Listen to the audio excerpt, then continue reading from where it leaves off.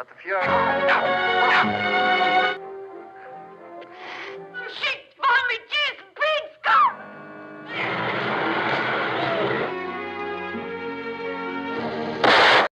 तो गुरु, आज की ये मूवी कितनी ज़्यादा तगड़ी होने वाली है, इस बात का अंदाज़ा सिर्फ आप इस चीज़ से ही लगा सकते हो कि ये मूवी डायरेक्ट की है टिंटो ब्रास ने। टिंटो ब्रास को नहीं जानते हो तो टिंटो ब्रास जॉनी भैया के भी बाप हैं। जिस समय पर लोगों को ढंग से पेलने की पोजीशन तक नहीं पता थी, उस समय पर टिंटो ब्रास लोगों को थ्रीसम और फोरसम का ज्ञान देते थे। तो कहानी स्टार्ट होती है और हमें वॉलेनबर्ग दिखाया जाता है, जो आर्मी में कमांडर होता है और आज वो एक पेलम केंद्र में आया हुआ होता है। एक्चुअल में वॉलेनबर्ग को अपनी आर्मी में कुछ जासूसों की जरूरत है और इसके लिए वो पेलम केंद्र में आया है, जहाँ की लड़कियां आसानी से अपनी दे के उसकी ले सके इन्फॉर्मेशन, अपनी दे करके उसकी इन्फॉर्मेशन ले सके। पर वॉलेनबर्ग को अपना सारा काम बहुत अच्छे से पसंद है, इसलिए वो पेलम केंद्र की सबसे तगड़ी लड़कियों को चुनता है और फिर उसके बाद लाइन से एक एक को बजा करके चेक करता है। वो उन लड़कियों को इतना पेलता है, इतना पेलता है, इतना पेलता है कि एक आधी तो बेहोश ही हो जाती है। वॉलेनबर्ग ने सीधा जॉनी भैया से ही ट्रेनिंग ले रखी होती है, तो वो इस पेलम पिलाई के गेम में बिल्कुल एक्सपर्ट हो चुका था और वो सारी लड़कियों को लगातार बजाता चला जाता है। पहले वो बहुत सारी लड़कियों को खुद बजाता है और फिर उसके बाद वो अपने सैनिकों को दे देता है, जिसके बाद वो एक एक करके सबकी लेते हैं। और यहाँ पर हमें पता चलता है कि वॉलेनबर्ग को पूरी 20 लड़कियां चाहिए जो पिलने पिलाने में बिल्कुल एक्सपर्ट हो चुकी हों। ये सब कुछ वॉलेनबर्ग बस इसलिए कर रहा था ताकि वो उन लड़कियों से जासूसी कर सके और उनसे गद्दारों का पता लगवा सके। वॉलेनबर्ग को भी अच्छे से पता होता है कि छेद के आगे अच्छे अच्छे भेद खुल जाते हैं। लड़कियों की ये ट्रेनिंग काफी समय तक चलती रहती है और इस बीच लड़कियों को रेस्ट करने का समय ही नहीं मिलता। कोई भी आकर कैसे भी आकर किसी भी तरह उसे बजाने लगता है। काफी दिनों की गहरी पिलाई के बाद जब उनकी गुफा गुलकंद बन जाती है, तब जाकर उन्हें रिजल्ट दिया जाता है, जिसमें से 20 लड़कियां सेलेक्ट की गई थी और इन्हीं में एक मार्गरेटा भी होती है। सभी सोल्जर्स का ऐसा मानना होता है कि अभी तक सबसे ज्यादा लंदन की सवारी सिर्फ मार्गरेटा ने ही की है और उसके हाईवे की सड़क इतनी मजबूत है कि उसके ऊपर कोई भी गाड़ी घिसवा दो, उसकी सड़क को कुछ भी नहीं होता। ये बात जब कमांडर को पता चलती है तो वो उसे अपने साथ अपने रूम में ले जाता है और यहाँ पर उसे खोल खाल करके पूरा अनबॉक्स कर देता है और फिर वो अपने डेविल मोड में आ जाता है, जिसके बाद वो उसे रगड़ कर पेलने लग जाता है। और ऐसी पिलाई मार्गरेटा ने कभी नहीं की थी, तो उसकी फटके फ्लावर हो जाती है और तभी कमांडर उसे ये रैप सुनाता है। कौन सा, आप भी सुनना। आवाज पर नहीं, सिर्फ शब्दों पर ध्यान दें। आवाज गंदी है पता है। रोम में तेरी सरकार बना दूं, फ्लेवर बता अर पार करा दूं, वैसे तो हूँ कमांडर तेरा, पर आज रात तेरी प्यास बुझा दूं, ऐसा बेबी काम लगा दूं, बाबू मेरा तेरे नाम करा दूं, घूर के देखे है तू जिसको कान पे तेरी आज घुसा दूं, जी भर के नाच ले बेबी मेरी धार के शावर में, लेके बैठा 100 mg पी लूंगा फुल पावर में। ये सुनाकर कमांडर उसे इतना पेलता है, इतना पेलता है, इतना पेलता है कि बेचारी मार्गरेटा बेहोश हो जाती है। पर वो कमांडर तब भी नहीं रुकता और उसकी बेहोशी में ही उसकी बजाता रहता है। जब वो अपनी मंजिल में पहुंचता है तब जाकर मार्गरेटा की जान में जान आती है और फिर उसके बाद उसे एक बंदे के पास भेज दिया जाता है जिसका नाम हैंस होता है और मार्गरेटा उसे फैला फैला कर देने लगती है। हैंस को उसके लेने में इतना मजा आता है कि वो उसके प्यार में पड़ जाता है। वो अक्सर उसे अपने साथ बाहर ले जाया करता था।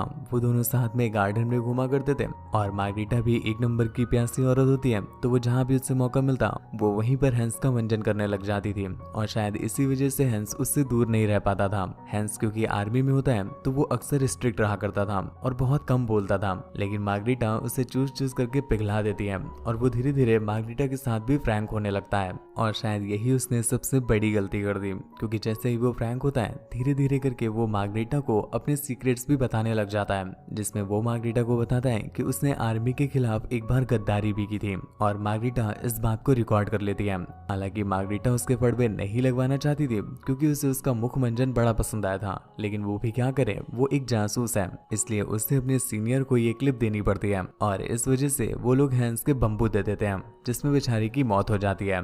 दोस्तों आपको रिमाइंड करा दे कि अगर आपने चैनल को अभी तक सब्सक्राइब नहीं किया है तो प्लीज सब्सक्राइब कर लीजिएगा। यहाँ से लौटकर मार्गरेटा जब अपने पेलम केंद्र में वापस आती है तो उसे पता चलता है यहाँ की एक लड़की को किसी ने जहर देकर मार दिया है। ये देखकर के बेचारी मार्गरेटा काफी डर जाती है और उसे समझ नहीं आता कि आखिर ये किसने किया है। तभी वहाँ पर एक लेडी आती है जो मार्गरेटा को ये काम छोड़ने के लिए कहती है, पर मार्गरेटा को अब वॉलेनबर्ग की वो पिलाई पसंद आ चुकी थी और वो अब वॉलेनबर्ग से बार बार पिलना चाहती थी, इसलिए वो आर्मी नहीं छोड़ सकती, वरना वॉलमबर्ग उसकी बजाएगा नहीं। वो लेडी उसे समझाती है कि तुम्हें नहीं पता है, वॉलमबर्ग तो मैरिड है और उसके बच्चे भी हैं। पर मार्गरीटा कहती है कि मुझे पता है कि उसकी शादी हो चुकी है और उसके बच्चे भी हैं, पर फिर भी मेरी ये गुलाबी का नशा एक ना एक दिन उसे अपनी शादी वाली काली चाटने से रोक लेगा और तब वो बस मेरी ही बजाया करेगा।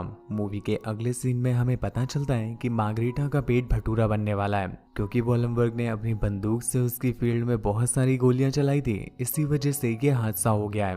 और ये बात जाकर के वो जब वॉलमबर्ग को बताती है तो वॉलमबर्ग की फट के फ्लावर हो जाती है और वो उससे कहता है कि अब तुम मेरे किसी काम की नहीं रही हो। अब ना तो मैं तुम्हारी बजा सकता हूँ और ना ही तुम्हें जासूसी के लिए कहीं भेज सकता हूँ। तो अब तुम बस एक काम करो, घर जाओ और उंगलियों का उपयोग करो, क्योंकि अब तुमसे और कुछ हो नहीं पाएगा। ये सब सुनकर के मार्गरीटा बहुत दुखी हो जाती है और उसे समझ नहीं आता कि वो क्या करे।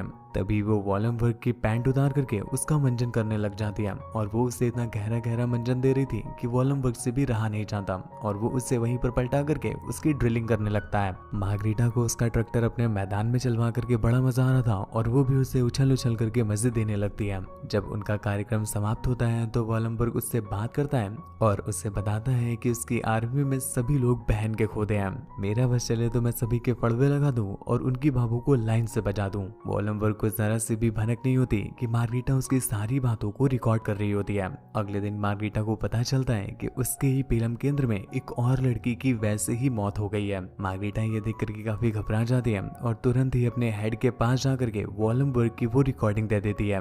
वॉलमबर्ग के सीनियर जब उसकी ऐसी बातें सुनते हैं तो उन्हें बहुत गुस्सा आता है और वो चारों तरफ सैनिकों को वॉलमबर्ग को ढूंढने के लिए भेज देते हैं। काफी देर तक ढूंढने के बाद आखिरकार एक जगह पर उन्हें वॉलमबर्ग मिल ही जाता है, जहाँ पर वो एक लड़की बजा रहा होता है। अपने सामने सैनिकों को देख करके वॉलमबर्ग समझ जाता है कि उसके फड़वे लग चुके हैं, इसलिए वो अपनी जान और अपनी दोनों ही बचाने के लिए वहां से भागने लगता है, पर वो सैनिक उससे देखते ही शूट कर देते हैं और इससे वहीं पर उसकी फट जाती है।